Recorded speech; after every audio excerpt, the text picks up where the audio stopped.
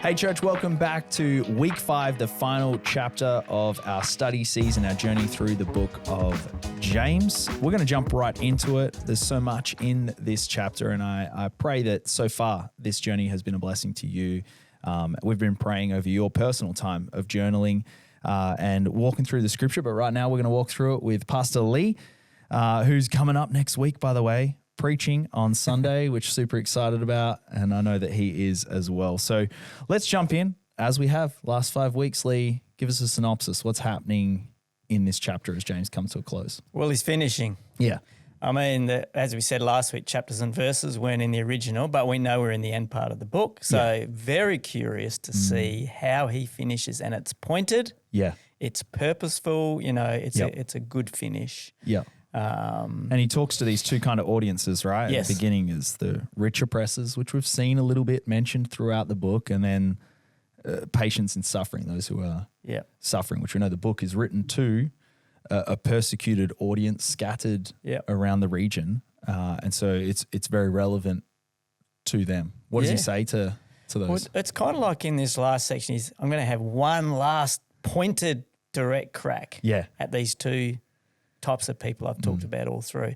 Firstly, with the rich oppressors, it's really interesting. The word that stands out to me is corrosion.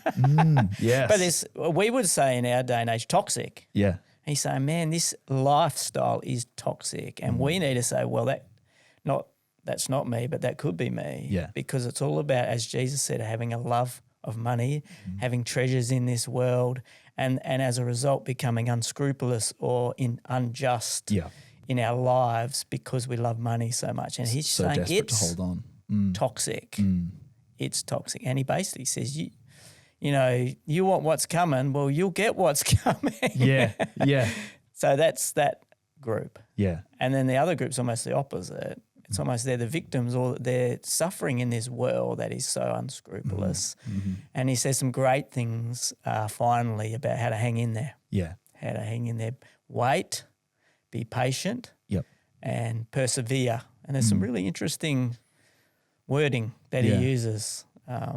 I see that it's almost two ends of the spectrum, isn't it? You got the rich oppressors whose focus, it says in verse 5, is you've lived on earth in luxury and self-indulgence, which we know is a cover or impossible, really. It's impossible to walk through this world, I think, and avoid all suffering, all brokenness that this world has to offer. And self-indulgence might cause us to escape from those things, but not necessarily.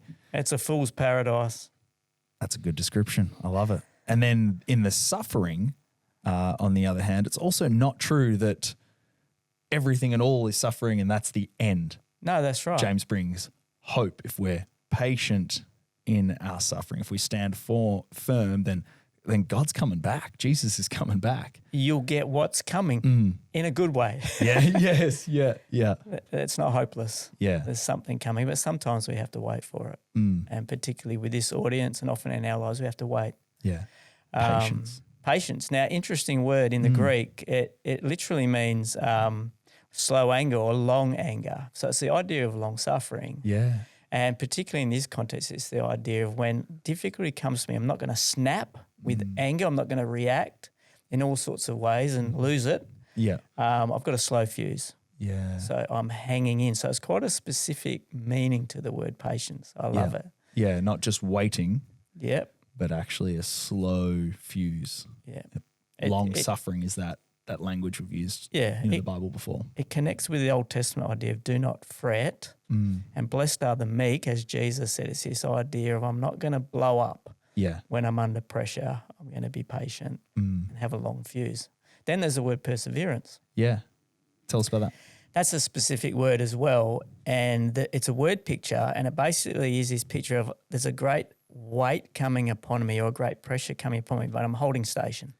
Yeah. I'm not moving. Yeah. So to persevere means when this heaviness or this difficulty comes on me, I'm not compromising, I'm not moving, I'm not running, I'm holding station, I'm holding position. So sometimes it's translated as I do not flinch. Yeah. It's this idea of holding position. Standing firm. Yeah. Is another word he uses a fair bit here. Yeah.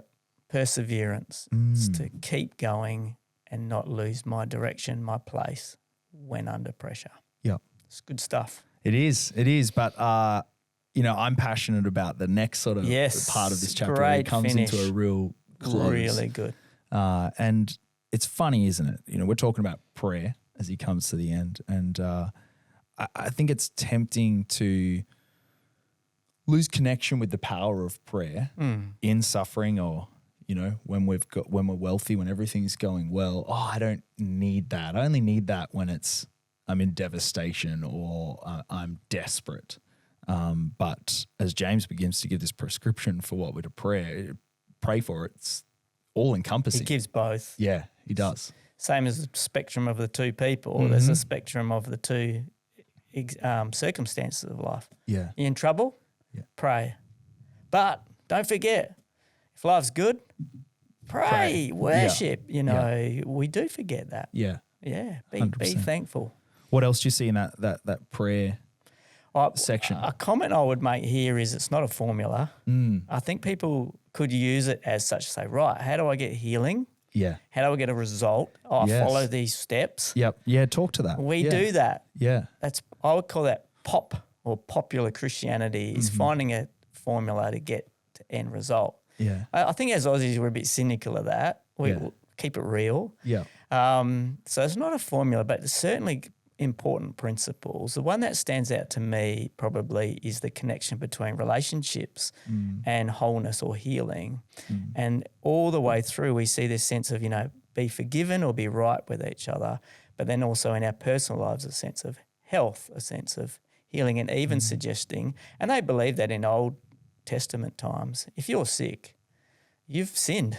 Yeah. You've done something wrong. And James wouldn't be that direct about it, but there's this connection, especially between broken relationships and health and healing. Not a formula, but a principle. And it's strong here in the community of God, saying you need to be right with each other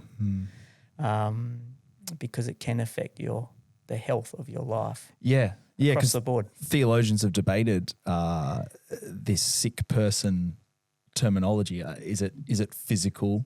Yes. Is it a spiritual? And it doesn't really matter where you land. Yep. Well, actually, I think we could say it's both. Because both are equally damaging. In fact, arguably, spiritual health is the reason it's damaging. unclear is because the Greek wording is more about not being able to function. Yeah. Or being laid low. Yeah. So it could include depression and conditions like that. So it isn't clear, but the truth applies both ways. Exactly. What's clear is that there's power in community. Yes. There's power in prayer. Yep. And coming before God in that way. And there's how do we talk into well, I came to the elders and I was prayed for, but I'm still sick. So it's not formulaic, but it is a principle. This is a big question, but where do you play that balance? But this is typical James. He's speaking in absolute terms. Yeah. So here's an absolute term here. If you come to the elders, anoint with oil, and the sick person will be made well, it seems like absolute or a formula. I don't think it is. It's just the way he communicates all the way through. Yeah. And he's encouraging an action, and the action is do something in whatever circumstance you are in life. And in this case, if you're really down and out, you've got to call the leaders of the church to come and pray over you. Yeah. And he's just very absolute. And you'll be well. Yeah. No pressure, elders. Yeah. No pressure, pastors. Yeah. It's no guarantee. And that's probably why we say about prayer at Eastlake that prayer is less about moving God's hand and more about moving our heart. And oftentimes, absolutely, perhaps the circumstances that we so desperately would love to change don't. Yeah. And the questions around that maybe remain unanswered. And yet in the process of prayer and in coming to God and in building our faith and coming into community, something changes in our heart and we're strengthened. Maybe we get the energy to endure, to be patient, all of those things. And I think that's perhaps sometimes the real miracle at times that we miss. Always the miracle. This personal transformation, which is what James has been banging on about. Yeah. Be transformed, be changed. And that's why the last section is actually important where he says Elijah was a human being just like us. Yeah. he's reminding us all that there's no perfect people here. There's no perfect formula here. We're human beings. The word is homeopathos. It's like people, humans, who pathos, feelings, frailties, passions. That's what we're like. Yeah. But within that, there's a possibility to pray effectively. Yeah. But the effective prayer, again, is in tapping into the grace that God offers and getting right with God, getting right with others, and out of that there's an effectiveness that comes within the reality of our humanity. So it's a great finish. It is a great book. It is. And I pray that it serves you well, and I'd encourage you as a crew, even right now, to make sure that you don't leave the house or wherever you're meeting without praying together. Yeah. Be vulnerable. Be transparent about what's being challenged and what you're struggling with, and then come together in unity as a family of church members and followers of Jesus, and let's pray with faith for breakthrough in those areas. And hey, as we always say, we love you.